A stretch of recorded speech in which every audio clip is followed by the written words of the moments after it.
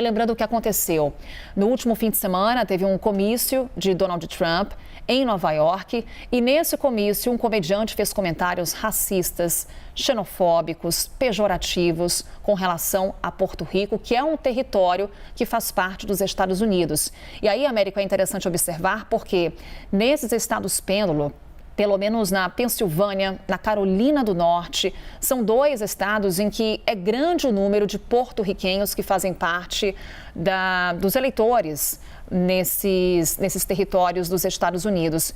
E o quanto que o que aconteceu naquele domingo lá em Nova York está pesando nessa reta final da campanha eleitoral. A gente lembra que são cerca de 36 milhões de latinos aptos a votar nos Estados Unidos. Tem uma população considerável de porto-riquenhos que também estão aptos para votar e que podem fazer a diferença nessas eleições.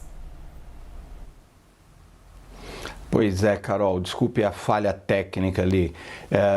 Você tinha perguntado antes, inclusive, com relação à mudança de tom da campanha da Kamala Harris. Eu acho que é importante a gente destacar dois fatores aqui. Primeiro, isso indica um nervosismo da campanha dela, mostrando o quanto essa campanha está apertada. Ela vai ser resolvida e decidida em pouquíssimos estados por margens muito estreitas. Então a Kamala Harris, logo depois de ter sido escolhida como a candidata do Partido Democrata, já da reta final da campanha, resolveu adotar aquele tom um pouco mais leve, tentando desqualificar o ex-presidente Donald Trump de uma forma até jocosa, o que funcionou no início e criou uma certa conexão entre ela e o eleitor do Partido Democrata, mas agora ela precisa convencer aqueles eleitores indecisos e os números estão mostrando que está tudo muito apertado, que ela não conseguiu decolar da forma como o Partido Democrata esperava. Então eles partiram para essa outra opção, que é a opção de falar muito do medo, o medo que uma vitória do Donald Trump poderia levar a uma parte desses eleitores indecisos. E o medo por quê? Porque o Donald Trump é considerado por muita gente uma ameaça à própria democracia americana. E ele, inclusive, continua também adotando um tom muito duro na sua própria campanha.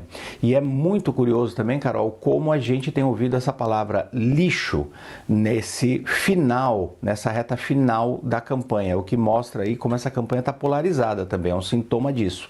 Então a gente viu o ex-presidente Donald Trump ontem dirigindo ali um caminhão de lixo, fazendo alusões às críticas do presidente Joe Biden, que teria chamado os eleitores dele, Donald Trump, de lixo, e isso na sequência de uma outra frase muito infeliz, como você muito bem colocou, uma frase basicamente racista, xenófoba, de um comediante que participou daquele comício do Donald Trump no final de semana e disse que Porto Rico, que é um estado associado aos Estados Unidos, era uma ilha flutuante de lixo. Então, nós estamos vendo uma campanha de baixíssimo nível lá nos Estados Unidos, vai piorar nas próximas semanas, porque os dois lados sabem que eles têm muito a perder, e se eles perderem, eles vão perder de pouco. Então, a Kamala Harris demonstra grande nervosismo e o Donald Trump não muda a sua posição.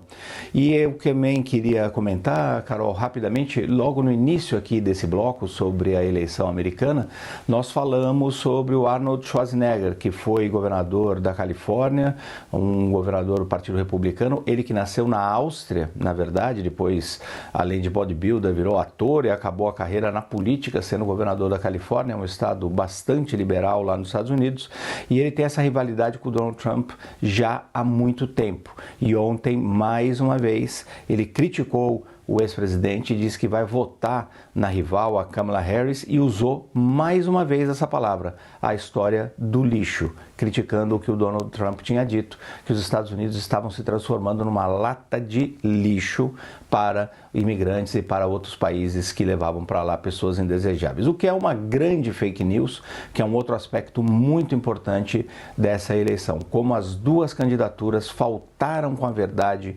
mentiram descaradamente, em especial, obviamente, o ex-presidente Donald Trump, porque essa é a linha dele de política desde sempre, mas foi uma campanha até aqui muito lamentável lá nos Estados Unidos.